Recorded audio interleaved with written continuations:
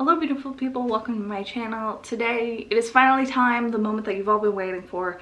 It's the mid-year book freakout tag. I'm so excited to be doing this, though I don't really feel like I'm freaking out. I've read 57 books as of July 1st, so if I want to read 100 books, I'm well on my way to doing it. I'm actually thinking of updating my Goodreads goal because right now it's only set at 50 and I might have to change it.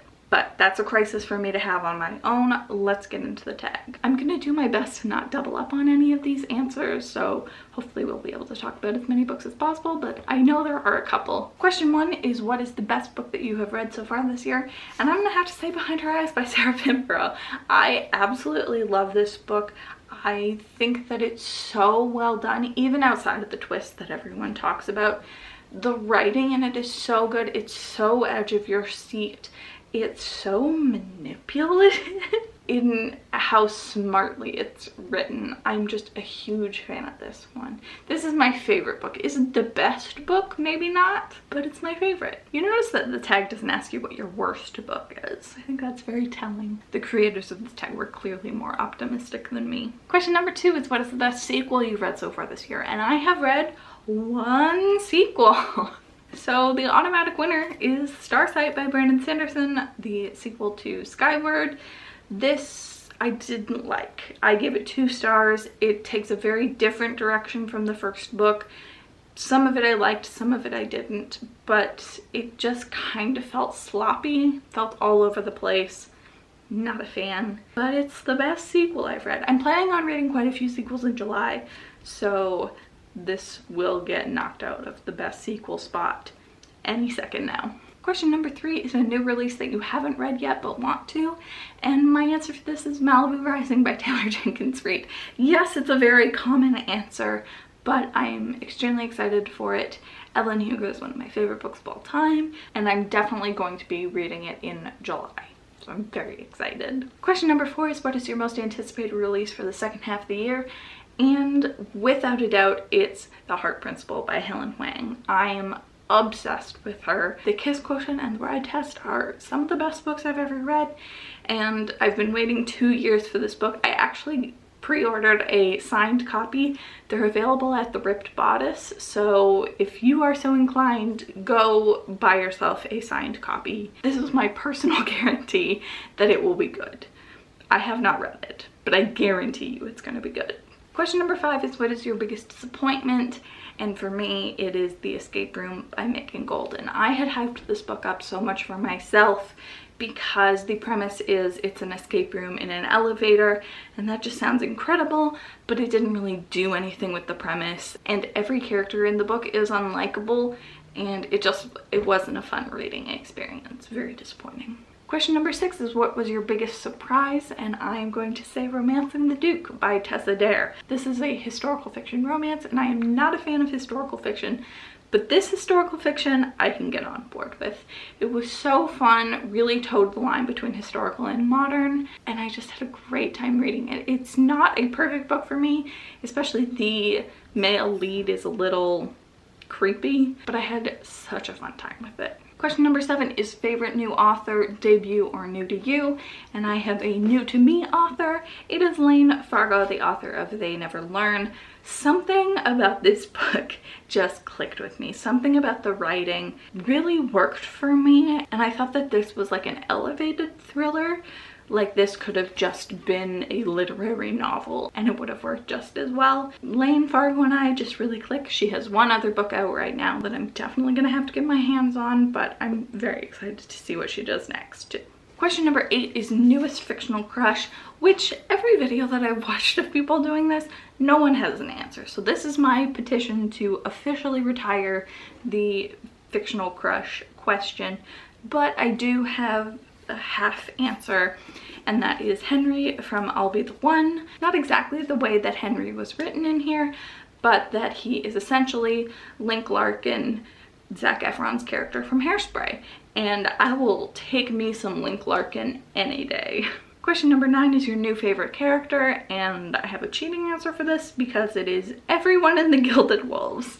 This is an ensemble cast and they're all incredible. The way that they play off of each other is incredible. For it not being a character-driven book, The characters are better than most character-driven books. I'm absolutely obsessed with The Gilded Wolves.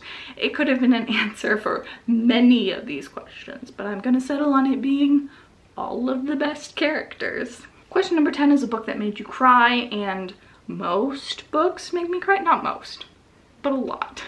Like 1 out of 5 I cry at. But the book that made me cry the most is Becoming by Michelle Obama. This one sort of gave me an existential crisis, so thanks Obama, but it is incredible. It's so moving, it's so emotionally impactful for nonfiction. I just think it's incredibly written, and like the hype is real about this one. It's long, but it's worth it. Question 11 is a book that made you happy, and for that I'm gonna have to double dip because I'll Be the One by Lila Lee is the definition of sunshine. If you are having a bad day, read this book and it'll fix it. Like, look at this cover. This is just sunshine in paper form. It's so much fun. I can't recommend this book enough. Question number 12 is the most beautiful book that you have bought or received this year, and I think I'm gonna go with How to Stop Time by Matt Haig. This edition that I have is just gorgeous. As you can see, it's shiny beyond all reason, but the little illustrations on it are adorable, and I also love this book, so that helps. There are definitely other candidates for most beautiful book, but this is unique also, so it's my pick. Question 13 is what books do you need to read by the end of the year? And I'm going to limit myself to just one.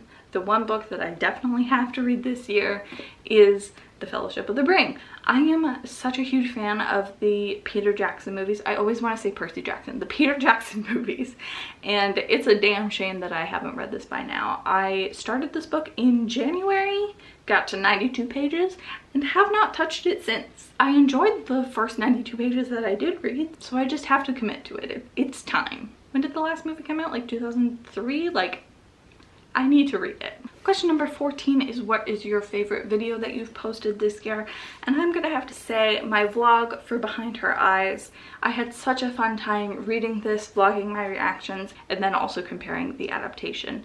And it was so much fun. I absolutely loved this book, so that helps for a vlog. But it was also my first vlog that I filmed and posted, and I had such a fun time doing it. I had such a fun time like shooting B-roll and figuring out different places in my house that I could shoot. It also features my husband, who I forced to watch the TV show with me, so that's fun. Yeah, that's definitely my favorite thing. Is it the best thing? Maybe not. It's also like 45 minutes long, so sorry. I have gotten better at cutting down vlogs since then, but it's still a fond memory for me. And then the final question is, who are your favorite book community members? I have a ton, but one that I've been watching a lot recently is Leanne from Literary Diversions. I just think she's so much fun. But I have a second answer, which is my favorite bookish video that I've seen this year, and it is not by a booktuber but by someone called CJ the X. He does video essays on like media criticism. He has some incredible stuff. I would recommend everything that he's done, but my favorite video is the Arrival video essay. I think it's called Time Is Not Real. I live here. Don't I know what's up? It's my brain. I'm doing things. But are you? Existential dissociation time! He does an incredible job of comparing the Arrival film with Story of Your Life, the short story by Ted Chiang, who I love, and I've read both of his short story collections. I think he only has 2, is that right? I hope he only has 2, because if not, I'm sleeping on them. It's just such a fun video. His energy is incredible, and it's also just really smart. I had such a fun time with it. I highly, highly recommend it, and everything that he's ever done. So that is the end of the tag. Thank you for joining me. I had so much fun doing this. I'm having a really good reading year so far, so I'm just excited to keep going. Thank you so much for watching. Let me know how your reading is going. If you need any encouragement, I am here to encourage you. Read books. It's a really good time. Thank you for watching, and I'll see you in my next video. Bye.